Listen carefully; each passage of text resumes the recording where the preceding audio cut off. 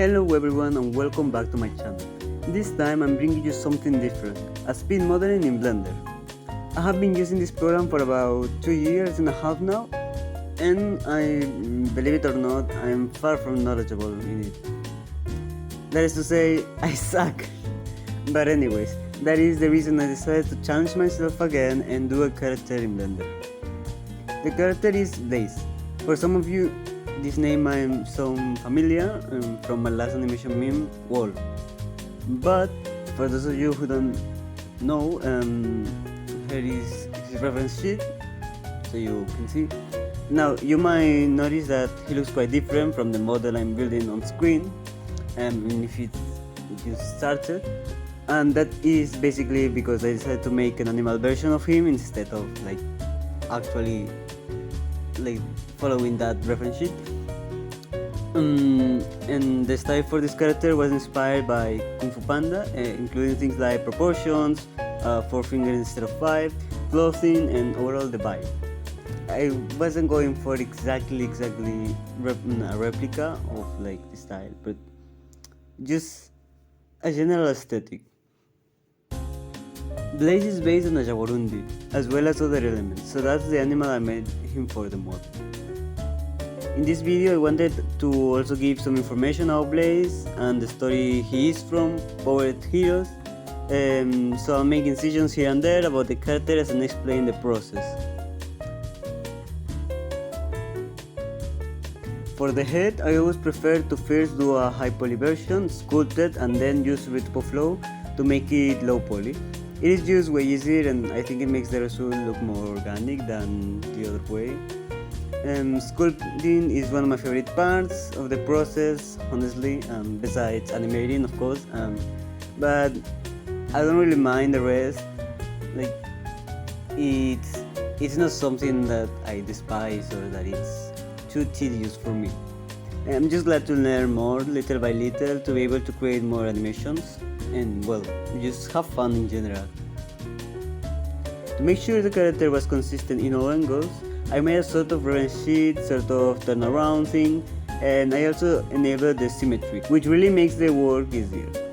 I have the turnaround speed paint recorded, but I didn't include it in this video because I thought it would be too long.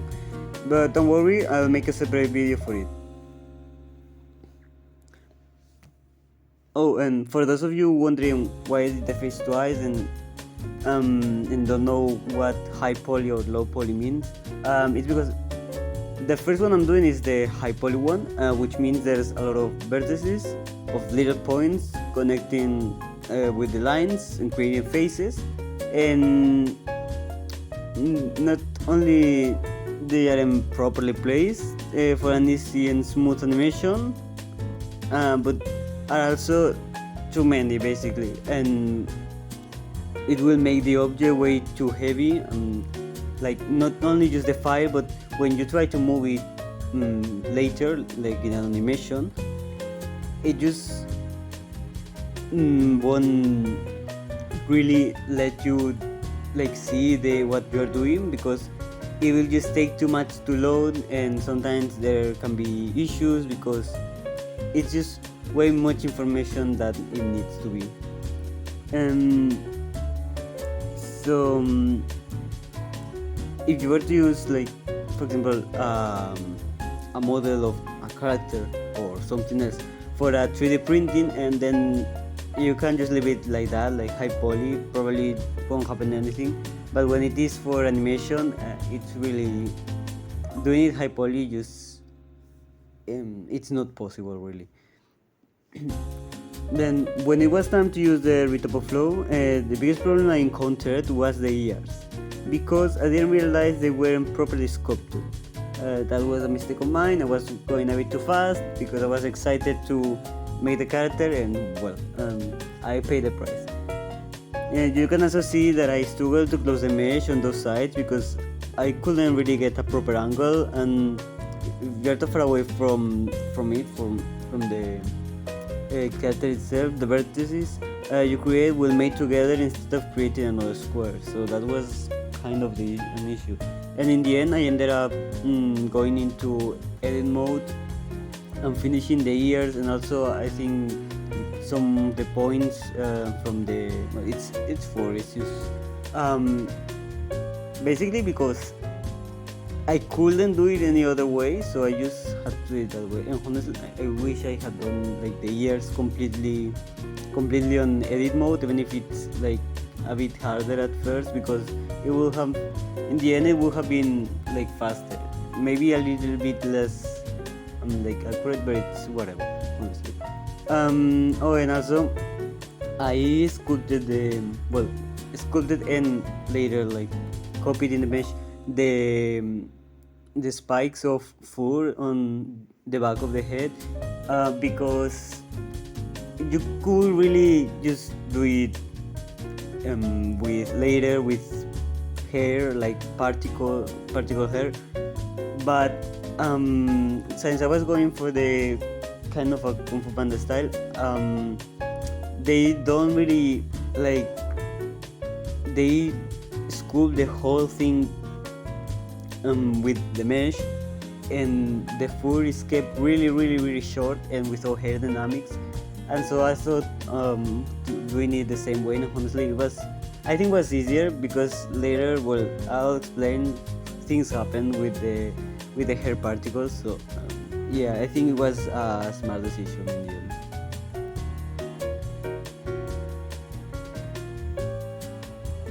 Okay, so to give some context about the lore and all the stuff, because the series Powered Heroes is a very new concept that I have only talked about or made videos of like twice.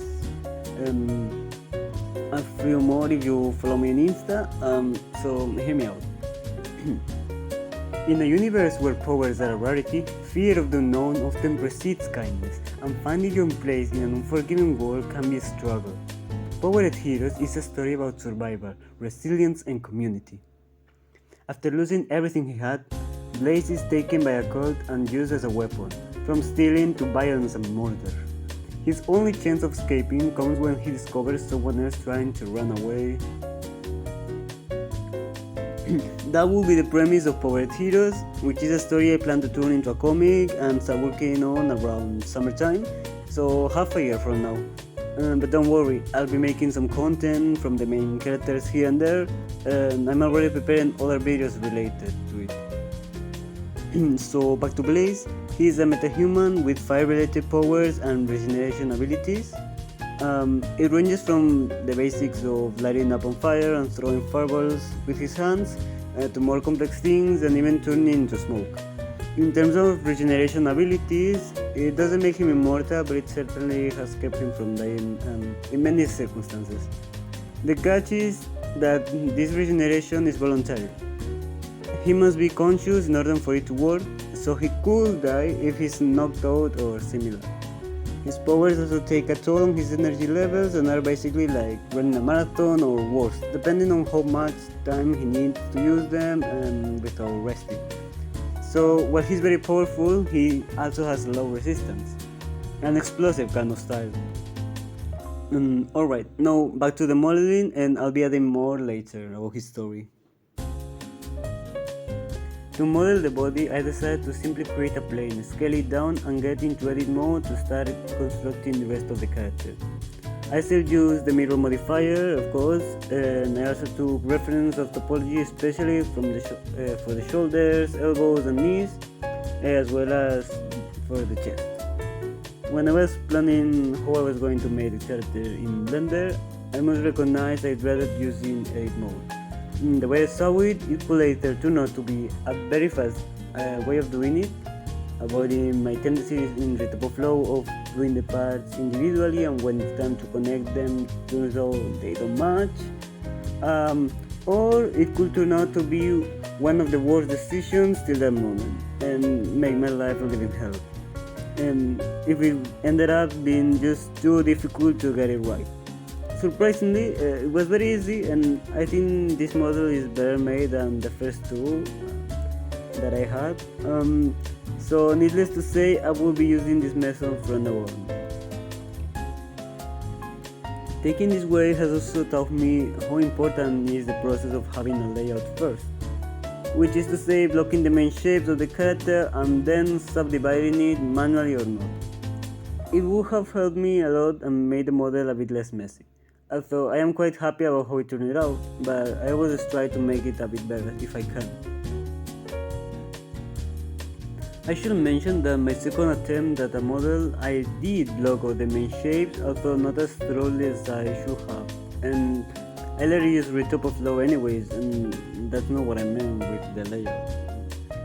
Overall, the part that I had more trouble with was the tail, which is ironically because it should have been quite easy, at least excluding the final part of it. But I made a bunch of mistakes when selecting this part, and I wanted to scale it down, and well, it ended up messing the shape a bit, and I later had to go back and fix it, and it just took me a lot of unnecessary time. The fur was definitely not my favorite part. Don't get me wrong, I like how it turned out, but there were so many issues that kept appearing once and again for some reason, and I still don't know, and I had to redo the whole thing twice. Not once, but twice. You'll see it on screen later, I think after the making of the clothings and applying the textures. But the fur kept going haywire, starting losing their combat form, and at one point it got so bad that I was planning on redoing the particle group entirely. Because I had also realized too late that I should have used many more hair strands so that the fur could stay shorter and not look with bald spots basically, especially on the face. But oh well, I guess that's something to take into account for the next character I make, which will definitely not be soon. I need a break. Honestly, this mistake was a bit stupid because I had been doing research on the modeling process for the 3D models of the Kung Fu Panda movies, and there was an interview that explained that they had decided to keep the fur really short and not add dynamics and hair dynamics to it, but that therefore they needed many hair strands to make it work. So there's that. Besides that, I realized that the hair needed to be shorter on the face because otherwise the patterns became blurred no matter how I combed the hair. And while a bit of disorder can make it look more organic, like a natural animal in the wild, it was just too much and it didn't look great. With the clothing, I decided I didn't want to give him traditional Chinese clothing or even martial arts attire despite being inspired in Kung Fu Panda, because it is just not what Blaze's aesthetic is, and it wouldn't make sense that way. Instead, I focused on his own style, adapted to the animalistic proportions, of course, and while you can argue that from the suit to this outfit there's a very big stretch, I was going for a more modern look that also carried the fighting motive, as in clothes that are efficient for fighting because it does still reflect his personality. The patterns on the pants were trying to mimic golden flames, which goes in line with the character since Blaze's primary power is fire. As for the ring on his right arm, I just felt like it matched well, and since it's in his original design, the human one, he does carry some golden trinkets, I thought it was fitting. At first I was also thinking of giving... As for the ring on his right arm, I just felt like it matched well, and since in his original design, the human one, he does carry some golden trinkets, I thought it was fitting. At first, I was also thinking of giving him 2 golden rings on the tail, but I ended up discarding the idea since it would be both impractical for someone who's constantly moving up and down, fighting and so on, as well as more work to do when modeling, or rather when doing the armature. To ensure the colors of the model match the ones of the reference sheet, I simply took the hex number of each color instead of color picking them, because with the light simulated on Blender it didn't quite exactly pick the colors it was supposed to be, it was slightly off. But I figured that out quickly and honestly I recommend it for consistency. Then I unwrap the UV and marking the seams first, and then painting on the program itself by assigning an image texture and as a new material. Painting the clothing was more fun. Same as the coloring of the character, I had not tried this method of painting it in Blender before, and because I usually just export the unwrapped TV as an image and then I paint it in MediaBank Paint Pro or something of the sorts.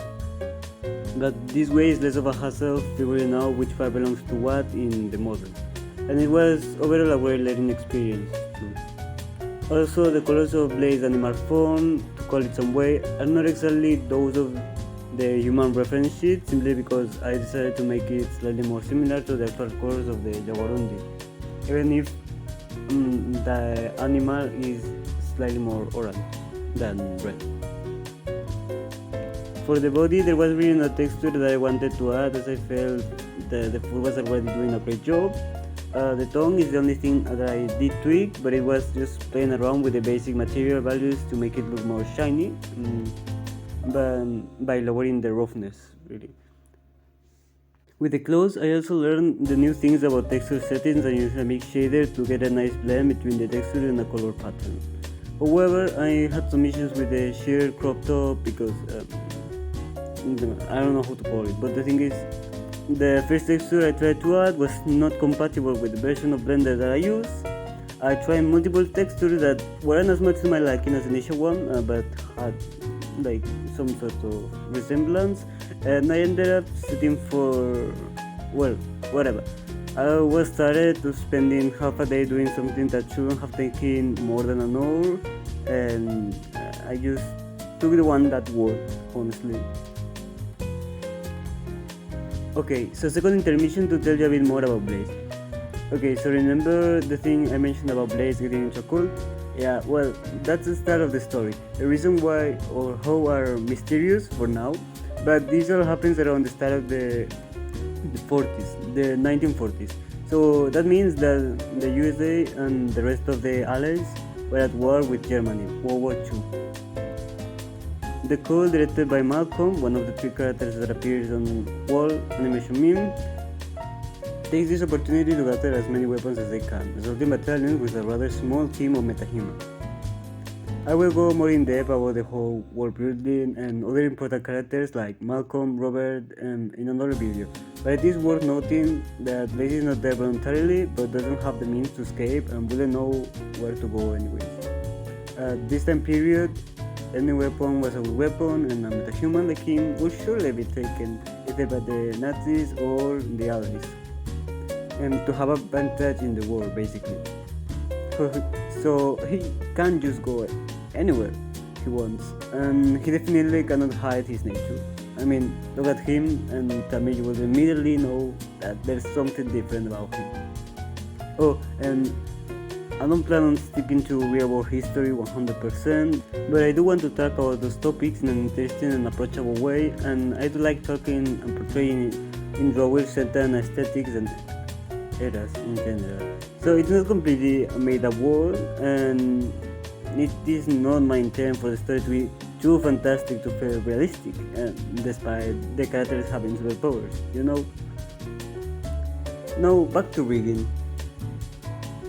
And rigging was a nightmare. Don't get me wrong, I still like learning new things, making a complex armature, but it's been exhausting and frustrating at times because I couldn't figure out how to do certain things. I ended up taking reference from some 3D models I had downloaded because I couldn't find what I wanted on any YouTube tutorial, but I'm fairly satisfied with the result, I guess. And I suppose I will get better as I keep trying, because there's definitely a few things that I still need to tweak as I edit this video.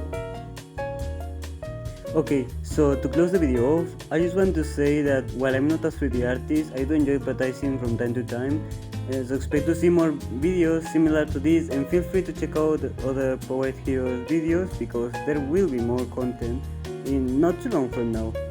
So if you want to see something specifically about them, another animation meme, speed paint, something else, just let me know down in the comment section.